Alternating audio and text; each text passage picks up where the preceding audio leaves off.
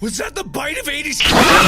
Five Nights at Freddy's the movie, produced by Scott Cawthon and Jason Blum and directed by Emma Tammi, is probably, without exaggeration, the most anticipated movie of all time. Keep in mind, we live in a world where Avengers Infinity War, Avengers Endgame, Spider-Man No Way Home, the Star Wars sequel trilogy, and about a dozen other massive blockbusters have come out. And yet the movie that trumps all of them in terms of hype is the movie adaptation of this.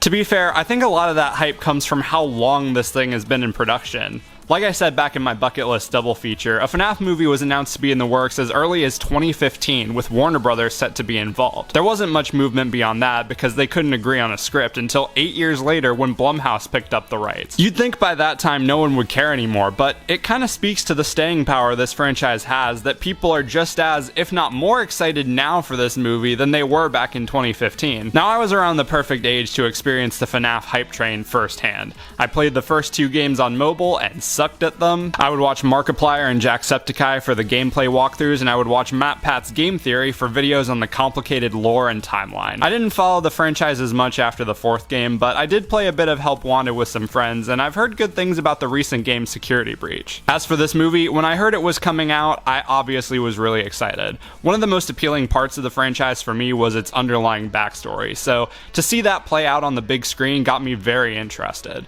But then as time went on and less progress was made on the movie, I kinda lost interest. Even when the movie was confirmed to be releasing and as trailers were coming, I said, I'll believe it when I see it. So now I've seen it, and after 8 years of production hell, was it worth the wait? Yeah, kinda. As I mentioned before, I watched Banana Splits and Willy's Wonderland as kind of a comparison, and of those 3, this is probably the best at being an actual movie. It paces itself pretty well, and it does a good job in telling its story. Obviously, the game series this is based on has a deep-rooted lore, and trying to fit all of it into one movie would be damn near impossible. It definitely feels like some elements of the story were cut for time or left open to be developed in a sequel, which it absolutely sets itself up for.